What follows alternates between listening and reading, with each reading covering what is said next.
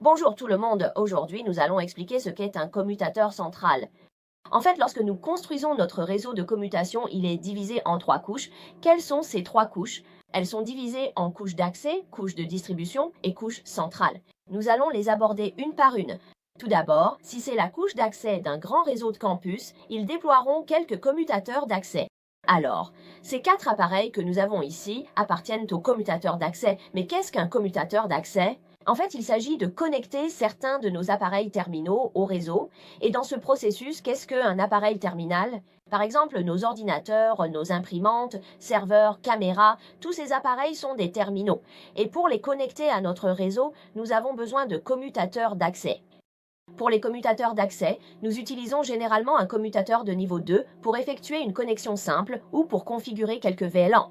Si nous avons trop de commutateurs d'accès ici, je dois trouver un moyen de les regrouper. Les commutateurs d'accès ne sont pas directement connectés à un autre commutateur, mais ici, ils sont souvent connectés à un commutateur de distribution, c'est-à-dire que le commutateur de distribution les regroupe tous ensemble.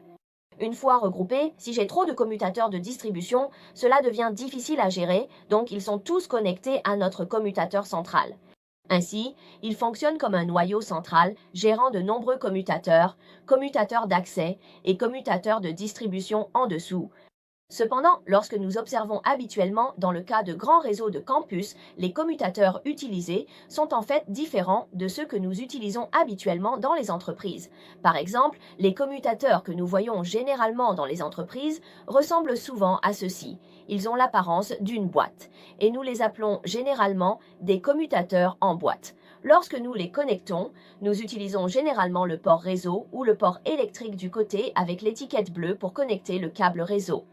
Une extrémité du câble réseau est connectée à ce commutateur et l'autre extrémité est connectée à notre équipement terminal. Nous utilisons l'interface jaune ici, notre port optique, pour connecter le commutateur supérieur et d'autres équipements réseau. C'est ce que nous appelons un commutateur en boîte. C'est souvent ce que nous voyons dans les entreprises. Dans les projets, dans les grands réseaux de campus, nous l'utilisons généralement comme commutateur d'accès ou comme certains commutateurs de convergence.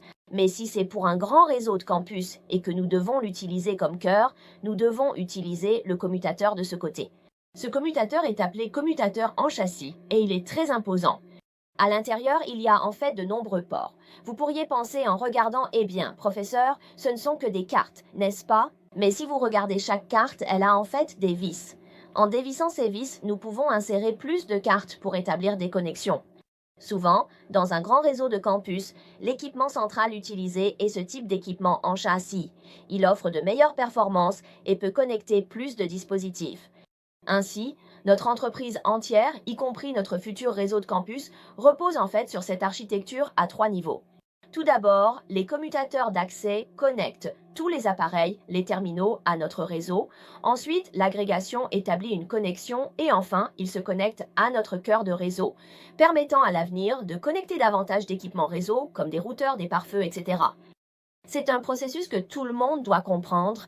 Si à l'avenir vous souhaitez en savoir plus sur les technologies de certification réseau de Huawei ou si vous voulez connaître la base de questions de certification Huawei, vous pouvez m'envoyer un message privé ou laisser un commentaire sous la vidéo pour échanger sur nos technologies. C'est tout pour aujourd'hui, au revoir.